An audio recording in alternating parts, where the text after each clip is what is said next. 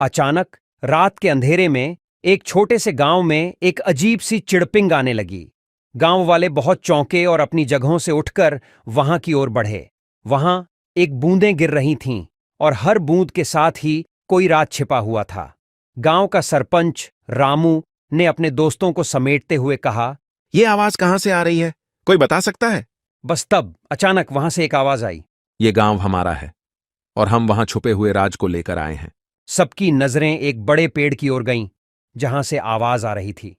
वहां एक रहस्यमयी पुरानी किताब रखी गई थी जिसमें गांव के बारे में अनजाने राज थे। पुरानी किताब को खोलते ही वहां एक चिट्ठी निकली जिसमें लिखा था, इस पेड़ के नीचे छुपा हुआ खजाना तुम्हारा है, पर उसका राज सिर्फ रात के समय में ही खुलता है। गांव वाले बहुत हैरान हो गए और सब ने मिलकर पेड़ के नीचे खुदाई करना शुरू किया। 1 मिनट बीता, फिर दूसरा, पर हर 1 मिनट में कुछ नया सस्पेंस होता। किसी ने कहा और सबने उत्साहित होकर उस दिशा में बढ़ते हुए कहा, यहां कुछ है। अब खजाना हमारे हाथ में है। लेकिन जैसे ही खुदाई बढ़ती गई वहां से एक और राज सामने आया।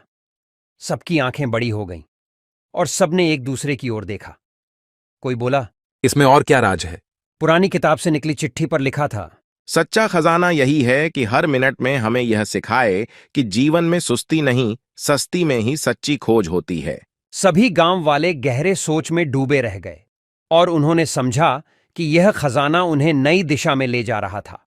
और इस अनदेखे संदेश ने सबको सिखाया कि असली धन वह है जो जीवन को महत्वपूर्ण बनाता है, न कि माटी में छुपा हुआ सोना।